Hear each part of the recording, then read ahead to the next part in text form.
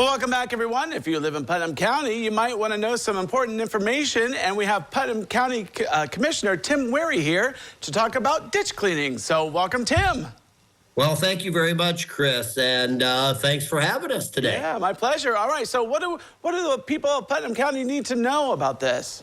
Well, if a landowner has a particular ditch that he thinks needs to be cleaned out, it's not draining as well as it should, the first thing he needs to do is have a petition for a cleaning of the ditch, and he does that right here at the commissioner's office. He gets with the clerk of the Board of County Commissioners, and then at the same time, he needs to talk to the county engineer and tell the engineer about the proposed drainage improvement. And the engineer will give him a basic cost. And this can be done by one landowner or several landowners, whoever thinks it is best that the ditch needs to be cleaned. And then after that, the Board of County Commissioners will establish a date and an hour when we'll have a viewing of this improvement. And this is where we actually go out to the ditch and we look at it to see if it does indeed need to be cleaned. And then this is where any people that's interested in the cleaning will actually go to this place, to the ditch as well, to see what needs to be done. And real typically, that is the people that have water going into that ditch, or they're part of that watershed, will go to that viewing. And then after that, we have our first hearing, and this will be at the county commissioner's office here in Ottawa. And we'll go see, we'll talk about the benefits of the ditch cleaning and a little bit of the cost. After the first hearing, the landowner can rebuke or disagree with the cleaning with the engineer. And then finally, and then next, we go through the engineering stage, and this is where the county engineer will establish a cost of what it'll actually cost to clean out the ditch.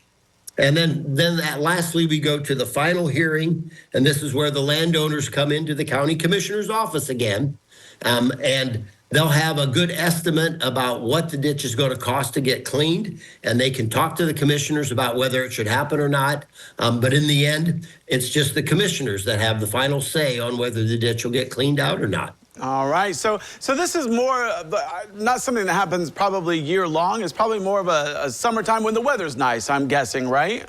Correct. Yeah, that's typically when ditches get cleaned out. But they can also do it when the ground is frozen, because it takes a lot of heavy machinery to go in there, a backhoe or a ditching machine or whatever, to help clean the ditch.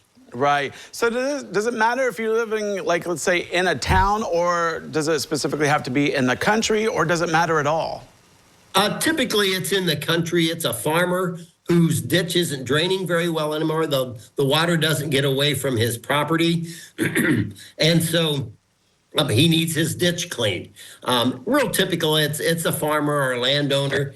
And typically the farmer will get with his neighbors, and they're all experiencing the same problem. And typically they're all on board.